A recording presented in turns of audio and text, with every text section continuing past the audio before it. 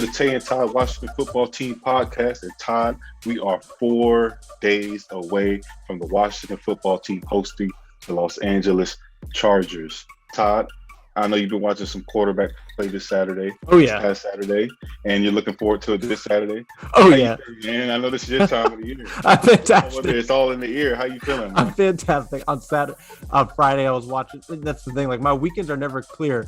On Friday, I was at dinner trying to watch some Sam Howell. On Saturday, I watched what I could till we went out, and then I was up till like 2 a.m. after we got back trying to catch up on all the other quarterbacks, recording as many games as I can. And then Monday, watching Matt Corral. Sunday night, watching some more quarterbacks. This is definitely it's like, it feels like I should be getting paid to do this, but I'm not. But I love it so much that I do it for free. So it's like, I know it's my time of year, it's your time of year too, and that's the thing. I like college football, but them needing a quarterback like adds a lot to it. Like I need to watch a lot of different teams more than just watch it for the fun of it. So I guess, I don't know, maybe it'll be more boring when they have a franchise quarterback, but I'm doing great. It doesn't feel real. It doesn't feel real. It really doesn't. And I think that's the good thing about looking for that. I mean, yeah, we go through another season of not having the guy that we want, but it also brings it to just think about the draft this coming year. Oh, yeah. We're still going to be on the edge because we know we're that much closer to being, I think 2022 is our year to explode. So yeah. And I mean, that piece that Michael Silver wrote on Ron Rivera and on his thinking on the whole thing, like they were in on, they're obviously in on Matthew Stafford, felt good about it. They looked into Russell Wilson. They looked into Aaron Rodgers. They looked into maybe not Wilson, but they looked into Deshaun Watson. They looked into trading up. So it's like they know. And Ryan Fitzpatrick wasn't plan A. And I don't think he'll be plan A next year. They know that they need to address it long-term. As long as I know they know, but as long as they, I guess, are of the mindset of being aggressive, but strategically aggressive, I'm cool with that. Right. I'm cool with that. So that's what matters to us, I know, more than anything, because we can see what this team is capable of, but it's capped out until they settle that position. So I guess we should. Quick question before we get started, though. Yeah. I want to say, are you more intrigued by seeing what we already saw from this year in the preseason of the quarterbacks we saw from last year's draft? Are you as more intrigued by this year's crop as opposed to last year? Maybe I am, because last year going into the year, it was like pretty, clear. It was Lawrence 1, and then Fields was 2, and then Lance was 3. And that was like clear, and that didn't change too much. I know Lance ended up as 3, and then Zach Wilson appeared in 2, but still you knew who 3 of the 5 were, right? I mean, this year we honestly, it's much more of a guess of who. Honestly, we don't know who any of the 5. I think it's I think the odds are higher and lower, but I think whoever is 1, which in my mind right now would be Spencer Rattler, I think there's a chance that he could not be 1 and stay for another year because he didn't have a great year. And then someone who I think is 7 right now could jump up. So I'm more intrigued for sure. I don't know about the potential yet, but I'm definitely more intrigued. There's just so many guys to watch. Yeah. And you want to see who can set themselves apart. How many who did you get to watch? I know you got to watch Corral some, I think, right? Yeah, and then I know you and I talked about Slovis a little bit, but I'm gonna take this Saturday. This last Saturday was hectic, right? With all we had going on. But this Saturday, I'm definitely gonna sit down and check out some of these guys. But I'm excited. I'm excited about the guys we potentially get. And you already see mock drafts coming out. Malik Willis, he looked good. So I'm excited, man. I'm ready for this week. But we're not trying to look too far ahead, But we also have to acknowledge the elephant in the room is that we still need a quarterback. Right. But we do have week 1 at hand. And Todd, I know you're excited. You can feel that football weather the last couple of days. It has. That nice fall kind of. Oh yes, man, I'm ready to roll. It's not hot anymore. We've had some really nice days, as opposed to just it had been hot and rainy, and like this not even rainy, stormy, like every day for weeks. Yeah. But now we got some nice weather. Here's the last thing I'll say on those college quarterbacks. Corral, Slovis, and I think Strong and Ritter had and Willis had the stronger starts. Ritter and Willis kind of played nobody. We don't discount that, but I'm saying, and then Slovis and Corral and Strong had some somewhat stiffer competition. And then Rattler was fine. Howell struggled, and and then there's other guys too, but we'll I guess as the season goes on, we'll touch more and more on that, and follow us on Twitter. And our pinned tweet right now is a thread where we'll just be tweeting out stuff that we've watched that other people have tweeted, because like I said, we said it last episode, we're going to talk about the team itself, and we're about to do that for much longer, but we're going to keep talking about this quarterback thing too. So another name to scout, the last name to scout, Derek Carr, because I think that there's a decent chance he'll be a name that's in the hat or in the bucket, whatever, for this team next year. There's no dead cap next year if they cut him. So I could see him getting released potentially if he doesn't have the best year. So now we can talk about I know that was shocking to me, but I think that's the name to keep an eye on. Now we can talk about week 1 and spend our time on that right after we tell you to go to Hot Chikn Kitchn, get a chicken sandwich, a Nashville style chicken sandwich, as hot as you want, and it'll burn your taste buds off, but it'll be fantastic with their crispy crinkle cut fries, and a minority owned small business, veteran owned small business. Try them out. And then Diligent by Done Pro, another small business, Black owned, minority owned, and let them help you with your credit, learn how to manage your finances, and also how to buy a car. The president of the company worked in car sales for years. He'll tell you all the ways they're trying to scam you and how to buy a house and all that. Check those out. Those links will be down below. Now, let's talk week 1 versus the Chargers, because like you said, it's Wednesday at 2:11. So in Wednesday, Thursday, 4 days will be about the second quarter. Yep. Just first off the bat, how are you feeling? About the game, right? About the game. I think we are one. I mean, if you have something more important you need to get out, No, I don't want to make. I read the comments sometimes, so let's get straight to football. So, right. 1 point underdogs, from what I've seen. Yeah. And this matchup is. I was talking to one of my friends the other day, and he was just telling me, man, you have a good opportunity. These guys are coming, new head coach. They're coming from the West Coast to the East Coast. First game of the season, haven't been hit, haven't been, all that stuff is going to have to get adjusted. Right. Second year QB. So normally I feel very, very good, overly optimistic. But this year I feel like slightly under optimistic, if that makes a point. And I think that's going to be good, because oftentimes we're not as good. And I'm like, we're going to win week 1. Like I thought we were going to beat the Eagles week 1. We beat them, but it wasn't the way I thought we were going to beat them. Like we were down by like 20 and had to come back. And that's not how I envisioned. So I think they'll come out firing on all cylinders. I'm excited.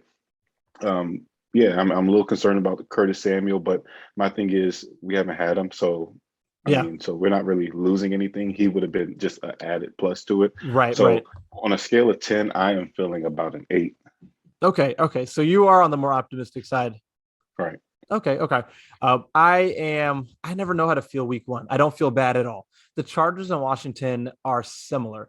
They're kind of similar teams to me. For one, they both, this is just kind of random, but they both started off 2-7 last year. They both finished 5-2 and ended the season 7-9. I mean, on top of that, they're both teams that they're built similarly to me. Like the Chargers to me have a strong younger roster. I think the one edge they have on Washington is Justin Herbert and that quarterback, right? Yeah, for sure. The one edge that Washington has right now is that they're going to the second year with the head coach and the offensive coordinator and the defensive coordinator. The Chargers have started over.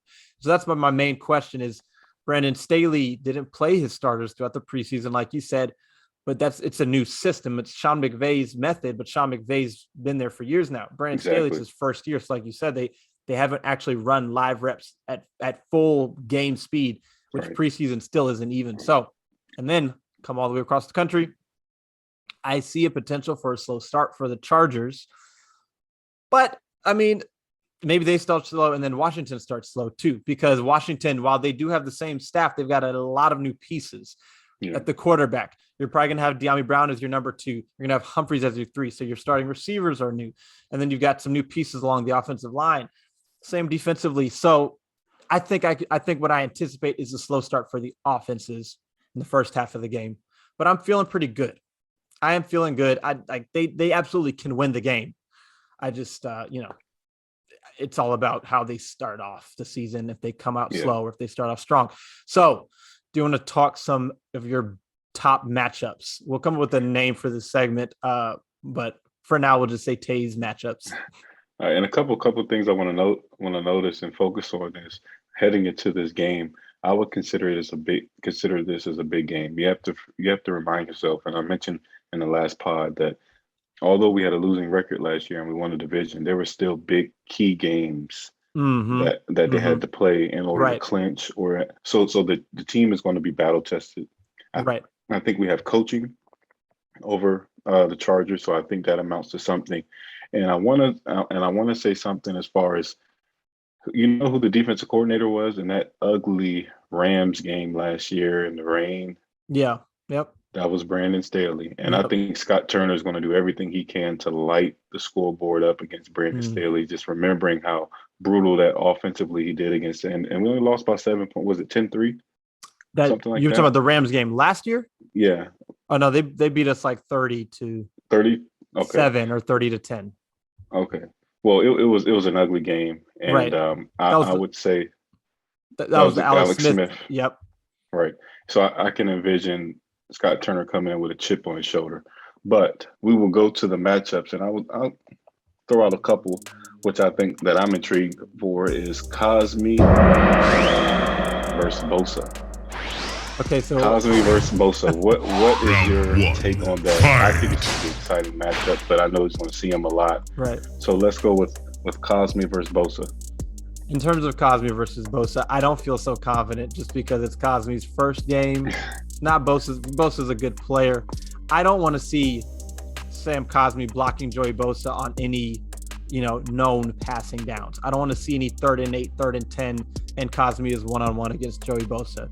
1st and 10, maybe on certain running downs, but ideally, I think, and I want to see how Scott Turner does with this, because in that Rams game, there's a lot of Wes Martin versus Aaron Donald one-on-one, and we know how that went. Yeah.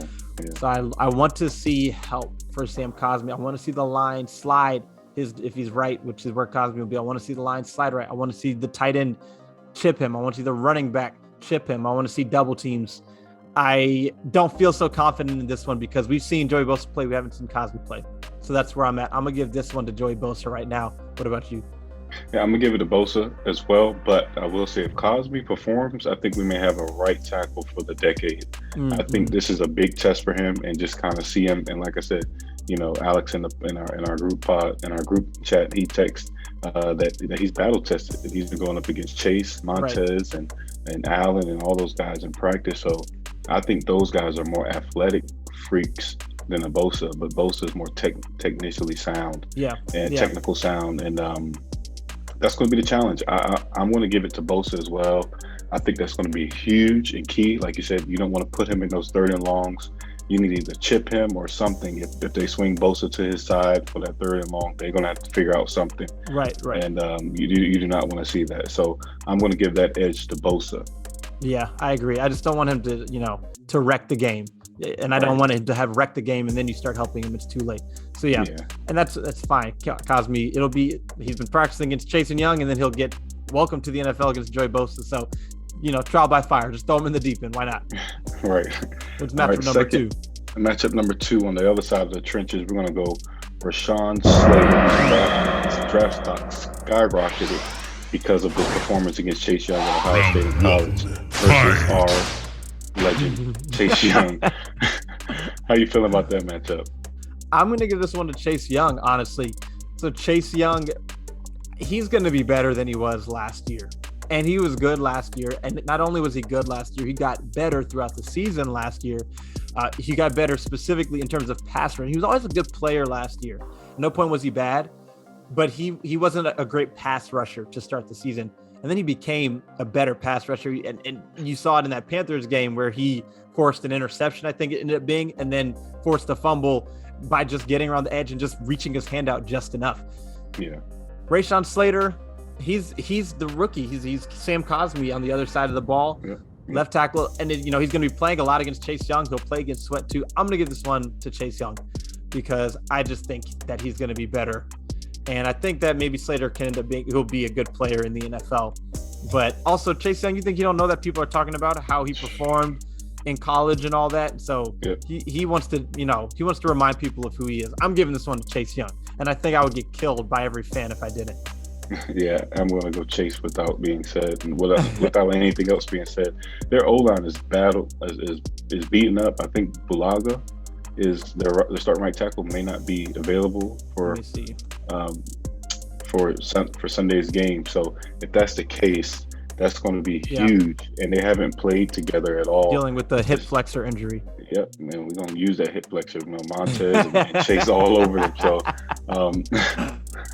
It's funny. So that's gonna be a big matchup right there. Our D line versus their O line, but I think ultimately Chase is gonna skyrocket over Rashawn Slater, and it wouldn't surprise me to see him have a 2+ sack game just to kind of come out the gate swinging because their O line is in flux. So we got a couple matchups for my third matchup, and we'll just group them together. We got St. Juice versus Mike Williams. We got William Jackson III versus Keenan Allen.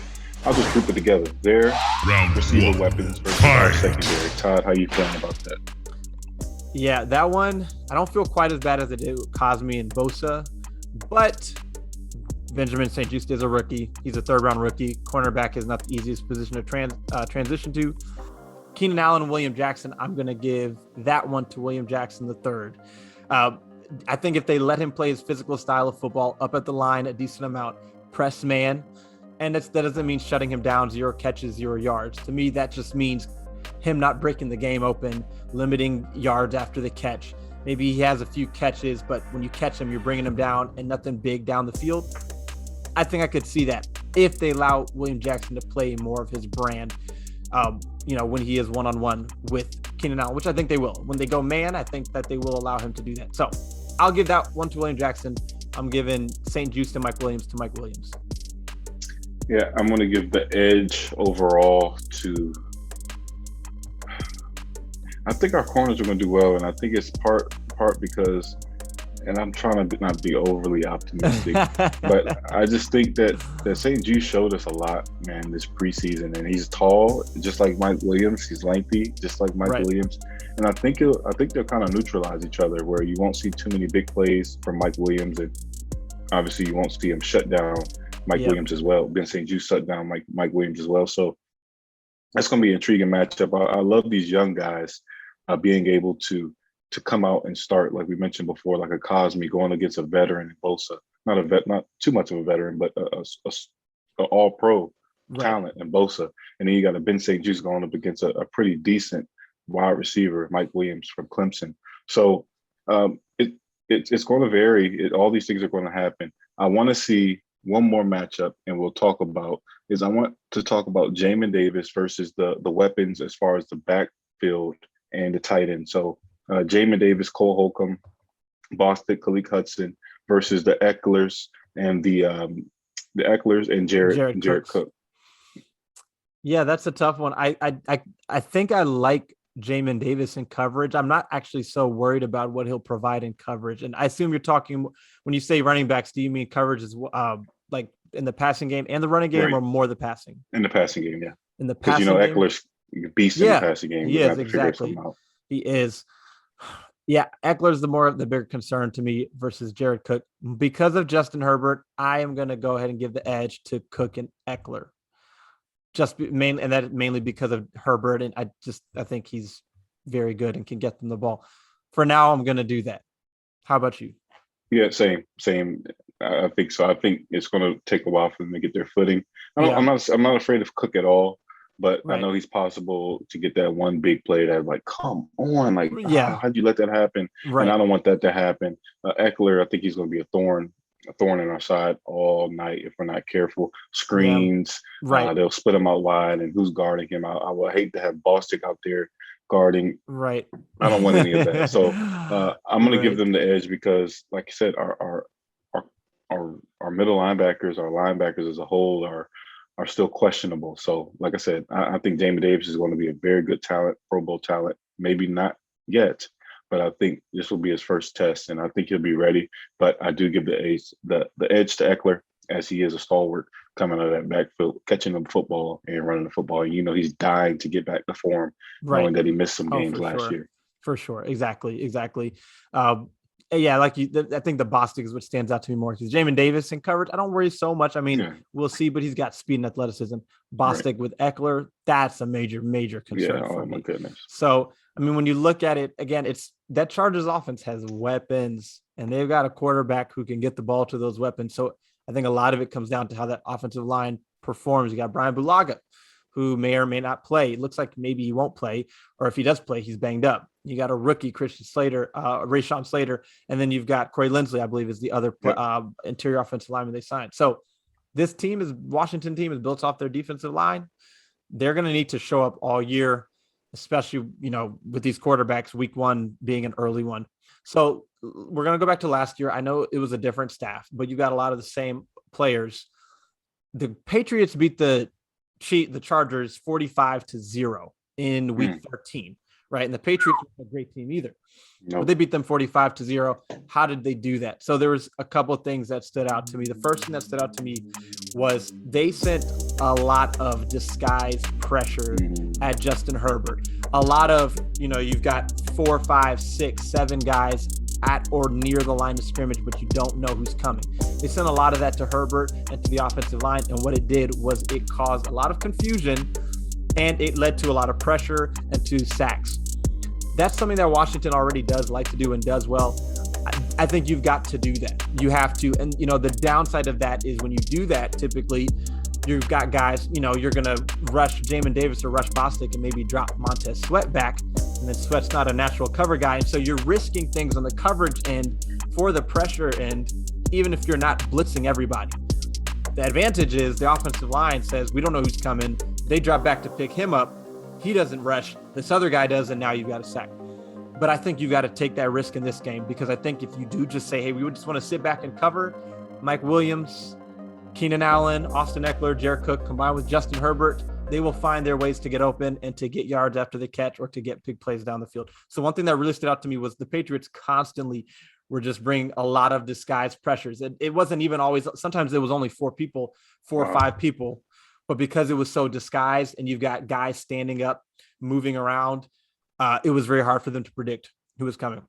So that's the main thing that I can take away right now. And again, this is mainly because I can't go back and watch the game, even though I should be able to, but I was trying to go back and watch the game before this and I couldn't. And so, watching that game back, they just really struggled to get anything going.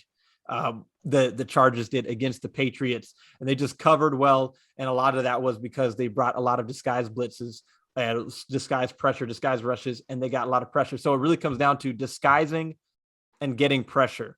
The idea is to disguise so you can get pressure. If you can get pressure without disguising, even better. But that's something Washington does well, like I said. And so I think we'll look to see a lot of that. Be back week 2 with the Giants. Hopefully Game Pass will be working so I can go back and give you more things than just that. But yeah, that's it. I mean, first game preview, Tay. Crazy that we're even doing a game preview. It's crazy, and we got a whole different roster. On the matchup thing, I want to ask you on the flip side of that.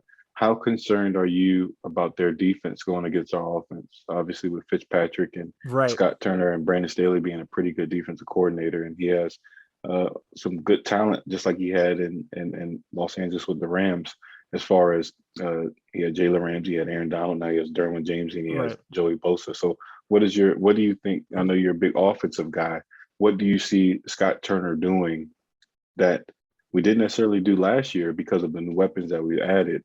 And what do you think he will do to expose some of that talent as the Bosas and the Kenneth Murray who can run with any of our tight ends and the Derwin James in the backfield? Chris Harris, does he travel with Terry McLaurin or Asante Samuel Jr.? I don't know. So no, I mean that's a good question. And again, like with the Chargers, it can be tough to predict since they had such an overhaul in their staff last year. They gave up, I think, somewhere they were really good at containing big plays early on in games and in first down situations. They would run a lot of cover 4. Cover 4 is, typically what you're going to run when you say we want to make sure you don't get behind us. We'll let you get in front of us and we'll come up and make the tackle. Now, you've got Brandon Staley, who is the Rams defensive coordinator. So you have to guess, he's the head coach. And I can't pull their defensive coordinator's name off my mind right now, but they're going to run a defense similar to that of the Rams. The Rams have a good defense. So my first question is, are they going to use Joey Bosa the way Aaron Donald is, right? Are they going to move him all over the line, get him against the best matchup and just, try to get him in those situations. Maybe the best matchup will be Sam Cosmi. As far as Scott Turner, I think Scott Turner since he can't know exactly what they're going to do, you can try to take pieces from what the Rams do and not know exactly. He has to do what he does, and that's going to be the misdirection. Kenneth Murray can run. Let's get him running in the wrong direction, right? With all that pre-snap motion, with the jet action. Let's fake the handoff, and then let's go the other direction. Let's run some RPO, right? Let's try to keep it real simple and just read one defender. If he comes down, we throw. If he steps back, we hand off. And then, looking down the field, you've got speed now. You've got De'Ami Brown. You've got Terry McLaurin, and you have a quarterback who's willing to throw downfield. Part of me feels like a lot of that is going to be on, and this is kind of how Scott Turner's offense works, where Ryan Fitzpatrick needs to identify those matchups. If it looks like we've got single high and we've got Chris Harris outside one-on-one, we've got Asante Samuel, which I think I'd look at Asante Samuel. If you've got Asante Samuel on Terry McLaurin and it looks like we've got single high, okay, well, let's take a shot, right? Yeah, even if it's just a 50-50 ball. To me, that's kind of the mentality you have to have going into this game, since you can't say for sure they're going to run this, they're going to run that. This is how we'll attack them. Let's play our game, since we don't know exactly what their game will be, and just try to take advantage of those matchups and use a lot of misdirection. That's what I envision. Right. That's what I hope to see. And as always, get that running game going. They run they run zone and gap. And whichever works best. You've got Joey Bosa, you've got a really dominant defensive lineman there. So it depends on how confident you feel having one guy responsible for blocking him, or how confident you feel having guys pass him off. I don't know which one is the better option there, but we will find out on Sunday. So do you think with Curtis Samuel being out, presumably, who's going to fill that role? De'Ami Brown, I don't feel comfortable with him taking sweeps, handing the ball up in the background. Do you think Dax Milne could take that, or who fills in? Who fills that gap for him? Obviously, we have the top two in Terry, De'Ami, Adam Humphries. Then we have Cam Sims, Dax Milne, AGG. He's available for a call up. What are you thinking? Part of me feels like DeAndre Carter. That's where I was going to go. Maybe we're going to see a lot of number one out there. Wow. And I don't necessarily expect him to get a whole lot of touches, but I'm wondering if maybe him and Humphries, I think, would be the two. But DeAndre Carter, I think, is maybe the one who's the gadget guy who you will see running a lot of that action, getting people going the wrong direction, just sprinting one way. And again, because you want to get the ball to Humphries, you don't want to use him for misdirection all the time. Also, if you do give him the ball, hand the ball, he's just not, he's better without the ball in his hands, Adam Humphries, in terms of getting open. I'm going to guess DeAndre Carter sees a decent amount of that. Won't be Cam Sims. And Dax Milne, I don't think so either. I could possibly see Milne being inactive, maybe. So I'm going to go with Carter. Although Curtis Samuel not playing may change the Dax Milne being an active thing, since they would have 6. Now, would it be possible that because of that situation that you move Gibson into that toy role at some points, and then get your boy some carries? Jaret Patterson. Right. That's the thing. How do they feel about Jaret? Do they want to just kind of throw him out there early? Because if so, then by all means, use Gibson in that role. Yeah. Right. Because that's a real that's a real misdirection, because the Chargers are going to know that they want to get the ball into Antonio Gibson's hands. Exactly. They did last year. And so you get Gibson moving one way, we have to respect that. Oh my goodness. Maybe more than we do with Humphries or Carter. If it's Gibson, we have to respect it. Give the ball to Jaret Patterson, let him run in between somebody's legs, or give the ball to Gibson and let him turn the corner. So that I really like Scott Turner's offense, and there's a lot on Scott Turner this year, because last year he really didn't have a fair shot, and he had he did what he could with what he had. He also, did make a number of mistakes, or have some play calls, or some not schemes, but some game plans that I think were below average. And then he had some that were really good. He had Taylor Heineke going tit for tat with Tom Brady. Man, that was good. And so I think for me with Scott Turner, he's capable of it. I want to see how consistent he can be with it. That's what I want to see. And then are we doing predictions here, or? Yeah, we got to, right? We have to do our predictions. We have to do our predictions. We should each say Washington score first, or let's each say the Chargers score first, and then say Washington score. How many points do you think the Chargers are going to score? I just have a hard time with that offense season putting 10 or less. I'm gonna go 17. Okay. 17. Okay. Let me look back at last year. 17. Actually, no. Let's go 13. 13. Okay. 13. One touchdown and 2 field goals, 2 kicks. likely. Yep. Right. I mean, Chargers are a very, very interesting team, man. Now they did play from behind a lot last year, and so you look back at some of these games and the points they put up, they were surging back almost like Washington. So you said 13, right? Yeah, I'm gonna say 13. I am going to say that the Chargers score 24. I'm going to say 24. Wow, yeah. Wow. And maybe that's not all offensively. Oh wow. I mean, wow. We know who our quarterback is, I don't think he throws many pick sixes, does he? Not so many lately. Not so many lately, but or it could be special teams too, honestly. Let me think about that for one more second. It said 24. Okay, you know what? Actually, I'm gonna go 20. Okay. I'm gonna go 20. A couple touchdowns, a couple field goals. Okay. I'm gonna say 20. Maybe there's a missed field goal in there, a red zone turnover, something like that. So I'm gonna go 20, and that to me would be by the offense. Now, you said 13, I said 20. How many points is Washington gonna score? I'm gonna say 3 touchdowns and a field goal. 24. Okay. All right. So you got a nice solid win, a 2-possession win. Yeah, solid win. I think they'll be up for a majority of the game. Okay. So 20. I have Washington scoring 24. And maybe that'll be a last second touchdown. Not last second, but a game-winning touchdown drive. It's 17-20.